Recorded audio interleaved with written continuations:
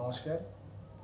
আমাদের ভূতের রাজা দিলবার হাতিবাগান আমাদের তিনটে আউটলেট বলতে কি আমার তিনটে সেকশন আছে। আমাদের নিচে গ্রাউন্ড ফ্লোরে আছে আমাদের ভূতের রাজা, যেটা ভূতের রাজার মেন থিম, সেটা আমাদের নিচে।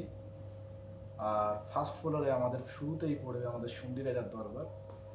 শুন্ডি রাজার দরবারের ভেতরে আমাদের আর একটা পার্ট আছে আমাদের, সেটা হীরক রাজার দরবার। এছাড়াও আমাদের দোতলায় সেকেন্ড ফ্লোরে আমাদের আছে ব্যাঙ্কুয়েট, যেটার নাম রাখা হয়েছে মন্ত্রীমশাইয়ের দরবার। সেটা আমাদের ব্যাঙ্কুয়েটে মোটামুটি 100 কভার আমরা পার্টি অ্যারেঞ্জমেন্ট করতে পারি, কোনো প্রাইভেট ফাংশনও।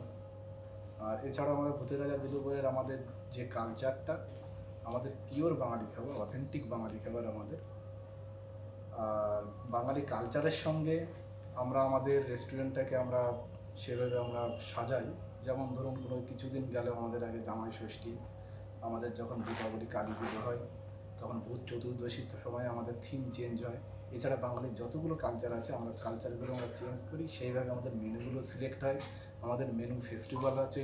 এখন আমাদের যেটা রিসেন্টলি যেটা চলছে, আমাদের পান্তা ভাত, সেই বিষয়ে আমাদের থালি আছে, যেটা বাঙালির একটা ঐতিহ্য ছিল, এখন হয়তো উঠে যাওয়ার পর্যায়ে, কিন্তু সেই বাঙালি ঐতিহ্যটাকে আমরা ধরে রেখেছি এবং সেইভাবে আমরা কালচারগুলো করি। সামনে আমাদের আসবে ইলিশ, তখন আমাদের ইলিশের মেনু আসবে।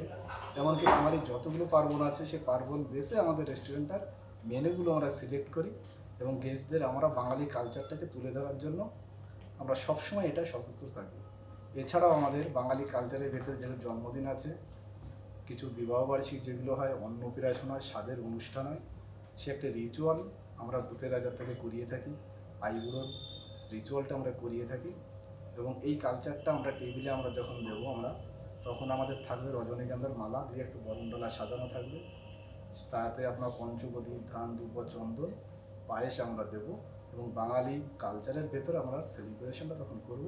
আর এটার জন্য কোনো গেস্টের থেকে আমরা কোনো চার্জ দিই না, এটা আমরা ভূতের রাজার থেকে সম্পূর্ণ ফ্রিতে করিয়ে দিই। থ্যাংক ইউ দাদা। আপনারা